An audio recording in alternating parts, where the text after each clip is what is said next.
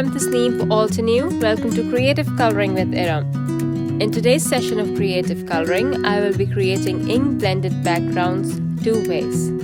First by using blending brushes and second by direct ink to paper contact method.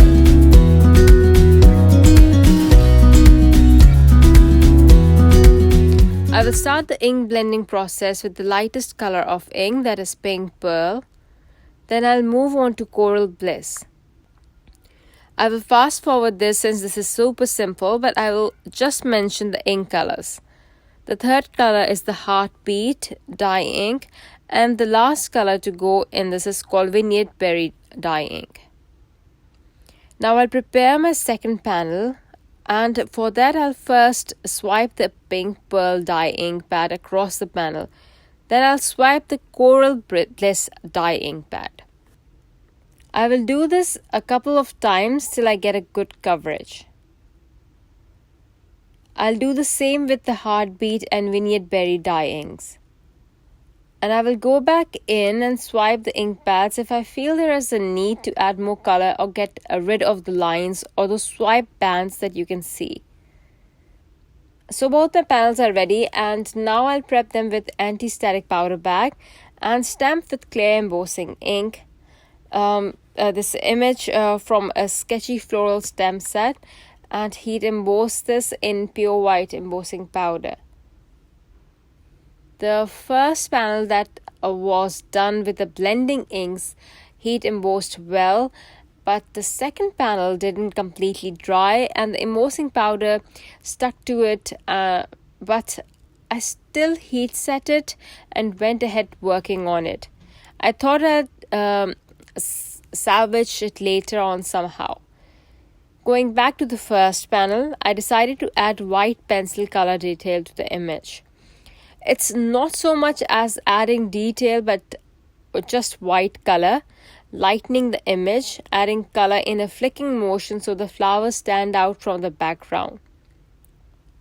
I would suggest you use a cardstock with some tooth into it because mine is super smooth and didn't take the pencil color too well. And just to add a little extra to the panel, I thought of adding white paint splatters to it too. To turn this into a card, I have this die cut word wishes from the Script Words 2 die set. I have die cut this twice and glued it together. I have also heat embossed an accompanying sentiment from the With Gratitude stamp set on a vellum strip. I'll wrap the strip around my panel and adhere the die cut words with glue to the strip. But before doing all this, I'll add a few gems to the flower centers and add them here and there for some bling.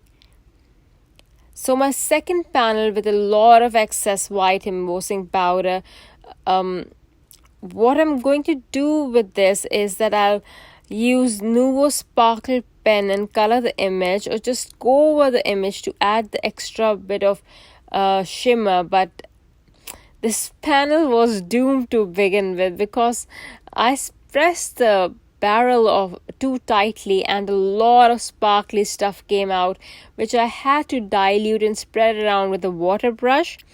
And I've kind of forgot that the dye ink would react with the water, and it did, but thankfully not that much. To add even more shimmer, I also added splatters of iridescent metallic ink spray, and it looked really gorgeous. I also waited for the panel to dry before adding white paint splatters, but I wasn't happy with the panel. It looked very untidy and just didn't make me happy, so I decided to fussy cut the stamped design out and use it separately.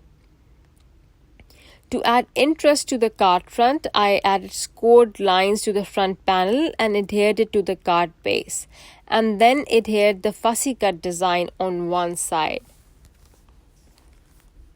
For the sentiment, I used fine alphabet dies and the love and hugs from the sketchy floral stamp set.